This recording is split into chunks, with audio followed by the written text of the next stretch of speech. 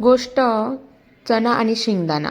एका डब्यात एक गोड शेंगदाणा आणि एक खुटखुटीत चणा राहत होते. एके दिवशी दोघांना वाटलं की आपण बाहेर फिरायला जाऊया. दोघेही डब्यातून बाहेर पडले आणि किचनच्या ओट्यावर चालू लागले. शेंगदाणा म्हणाला, "बघ मी किती मऊ आणि गोड आहे." चणा हसून म्हणाला, "आणि मी पण. मी बघ किती टणक आणि जोरात आवाज करतो." चालता चालता त्यांना एक पाण्याचा पेला दिसला. चणा उत्साहात म्हणाला, "चला आपण पोहूया." दोघेही पाण्यात पडले. थोड्या वेळाने चणा फुगून जाड झाला आणि शेंगदाण्याचं वरचं लाल कवच निघून गेलं. दोघेही एकमेकांकडे बघून हसू लागले. मुलाने त्यांना पाहिलं आणि आनंदाने खाऊन टाकलं.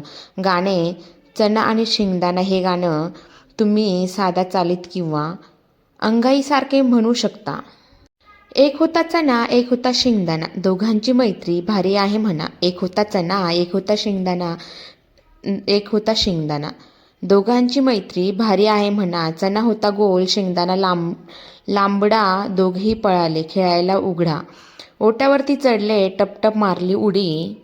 दोघांची जमली छान छान जोडी. पाण्यात पडले, भिजले दोघे छान. चणा झाला जाड, वाढला त्याचा मान. शेंगदाणा हसला, गोड गोड झाला. दोघांना बघून बाळ धावत आला. कुरुम कुरुम चणा आणि मऊ शेंगदाणा मिळून खाऊया आता गाणे गाणं. एक होता चणा, एक होता शेंगदाणा.